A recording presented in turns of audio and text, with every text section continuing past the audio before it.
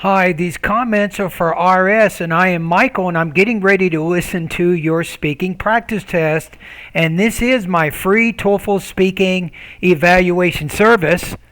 So, this will give you kind of an idea of if you do join my TOEFL speaking bootcamp course, this is the kind of feedback I will give you. Okay, so let's get started. So, what do you like better, studying alone or studying with a group? That is the paired choice response question you're answering. Okay, I have the independent speaking rubrics here. Let's get down to it. 3, 2, 1.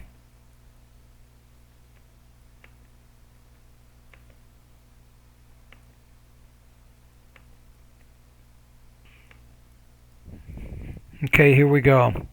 Let's listen to your response now. In my opinion, it is better to prepare for an exam by studying alone, and I feel this way for two reasons. I feel this way for two reasons. I have heard that sentence so many times from so many students. I feel this way for two reasons. If I don't hear that sentence for the next 30 years, it would be too soon.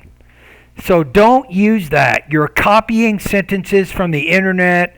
It doesn't even frame your response very well, and it's a really short sentence which demonstrates very basic grammar, right? If you say, well, studying alone is better because, and then state what your two reasons are instead of saying, I have two reasons or I feel this way for two reasons. First, one can focus on their weaknesses. For instance, I'm weak at maths, so I prefer to give more time to maths than other subjects, whereas this is not the case with my friends. So all of us can focus on our weak subjects. Secondly, So then you say, well, if I were studying in a group, I would not be able to only focus on math because other members of the group may have other needs, such as biology and history, for example. I can study whenever I want to. For instance, Just saying you have more flexibility, I think is probably a better way to say that. I can study whenever I want to. For instance, I love to study at nights, even at 2 a.m. or 3 a.m. at nights, whereas my friends prefer to study in the evenings. So, by studying alone, I can study whenever I feel like and whenever I feel the most productive. So, for these reasons, I feel that it is better to prepare for an exam by studying alone. In my opinion, it is better to. So you definitely have an opinion there. So let's look at it. I think that it's a pretty good response. I'm going to put you at 23 to 25 points. When we get to the topic development area, what I'd like you to do better on where it says usually lacks elaboration or specificity.